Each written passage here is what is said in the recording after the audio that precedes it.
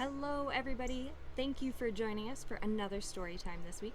I'm excited. We're going to be talking about gardening today, and I've been trying really hard this spring and the early part of the summer to put in some pollinator gardens in my yard, and the rain has kind of thwarted me. A bunch of my plants have been washed away, but I'm not going to give up and I'm going to keep trying, and I encourage you to do the same. How many of you have a garden at home already? Or maybe you are part of a community garden, or maybe you help grandma and grandpa garden, or a neighbor, or a friend. There's lots of different ways to get involved with gardening, and there's lots of different benefits to gardening. There's actual scientific research that says when we are gardening, it helps reduce stress, so it makes us feel more calm, and it can also increase our levels of happiness and make our sadness go away. So that's pretty cool. But the book we're going to be reading today is called Up in the Garden, Down in the Dirt. It is written by Kate Messner, and she's one of my favorite authors. If you've been to our programs, maybe you've read a book with us by her before, and I'll probably read you another one this summer by her. But the art in here is by Christopher Silas Neal. Right away we can see lots of things in this book that you might find in the garden. So I want you to kind of make a list in your own head about some things that you might find in the garden, and then see if we find them throughout this book.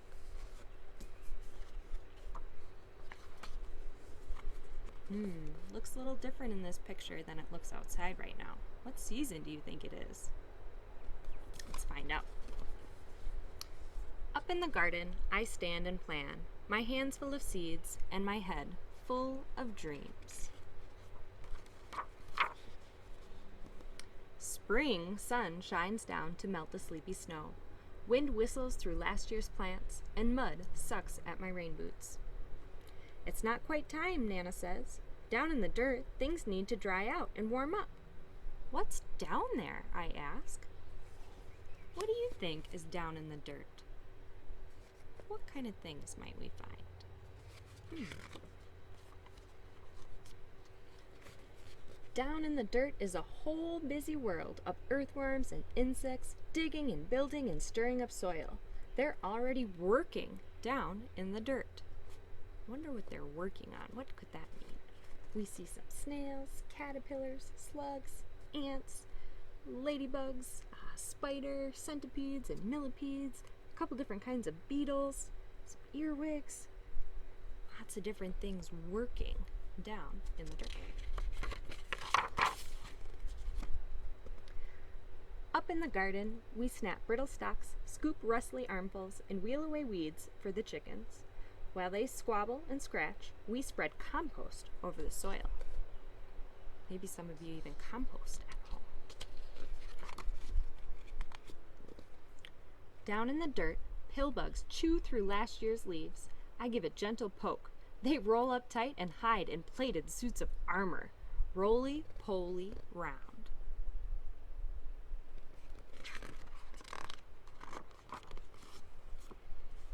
Up in the garden, it's time to plant. I trail a furrow with my finger and sprinkle seeds in a careful row. Give them a drink, Nana says. We pat them down to snuggle in the dark. Down in the dirt, a tomato hornworm rests, waiting for wings, and the leaves where she'll lay her eggs. This is going to be a bug. Up in the garden, carrot plants sprout.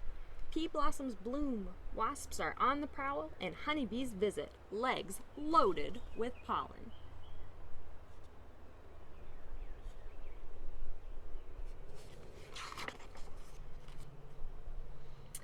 I weed and wilt in the sun so strong, even Nana looks for shade. Down in the dirt, earthworms tunnel deep. I'm jealous of their damp, cool dark.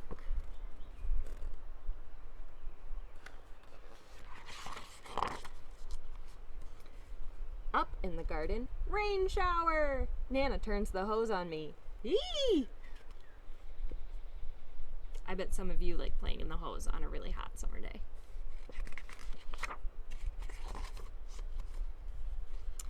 I hide behind the cucumber vines, but their leaves can't save me. I shiver and laugh, drenched in Nana's rain. Down in the dirt, water soaks deep.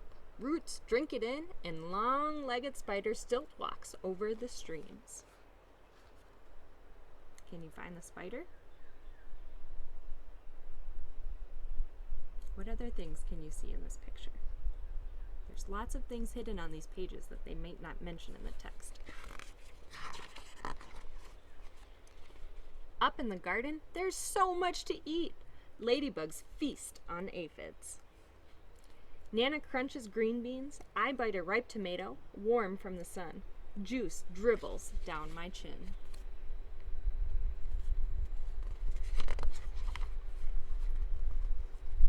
Down in the dirt, a robin's beak finds a cricket, a beetle, and a grub.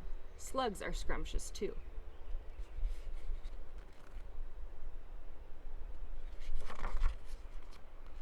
Up in the garden, we pick cukes and zucchini, harvesting into the dark.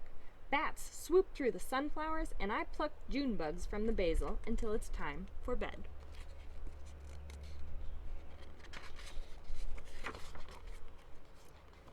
Down in the dirt, skunks work the night shift. They snuffle and dig and gobble cutworms while I sleep. So sometimes animals might help us with our gardening. Up in the garden, a praying mantis wakes to hunt mosquito. Nana sprays away the aphids, and I'm after grasshoppers, ready to swoosh. But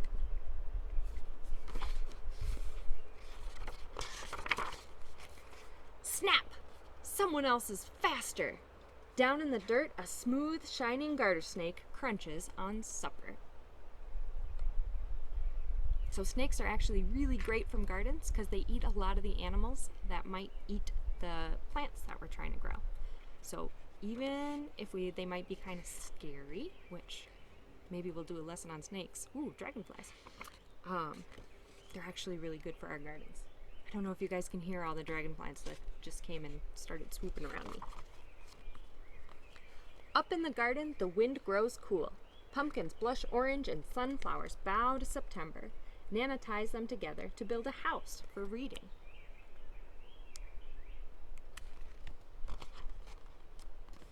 Down in the dirt, an orb weaver spins her web, strand by silken strand. She'll munch on moths tonight. How many moths did she catch?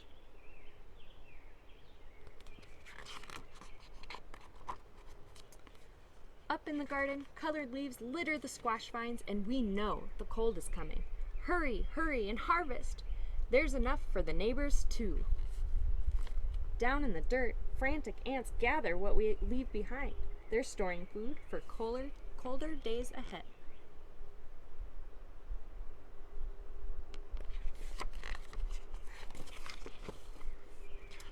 Up in the garden, frost draws lace on leftover leaves, where secret egg sacs hang, waiting for the warm to return. We say goodbye and spread the winter blankets. Down in the dirt, beetles burrow, ants scurry home, earthworms curl tight in the dark.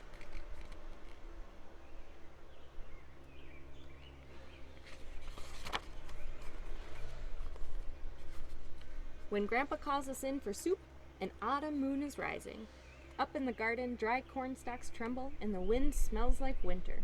But the long, ripe days of summer still rest in the garden beds. The ladybugs and bumblebees, earthworms and ants are hunkered down, hiding, biding their time. What do you think they're waiting for?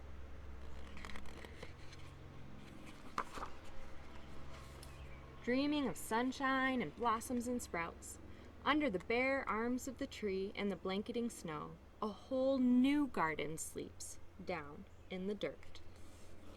So all those things are down in the dirt just waiting for summer to return so they can make a new garden. The end. Her books always tell us more about all the different animals that are mentioned in the book, so that's pretty cool. But I just want to point out that there were a lot of different plants in this book that they were growing in the garden, and there were a lot of different animals. So when there's a lot of different types of something, we call that diversity, and it's really, really important for our gardens to have a lot of diversity because that allows them to be healthier gardens. The more different kind of plants we have, the better it is for the soil, and the more different types of things we'll have living in our soil, and that helps contribute nutrients to our soil that the plants can use to grow. So it kind of works in a cycle, and it's important to have lots of different things to keep our gardens nice and healthy. And we hope to see you at Storytime next week. Have an awesome week, enjoy the weather, get outside, and let us know what you're doing to stay busy and what you're doing outside to learn about nature.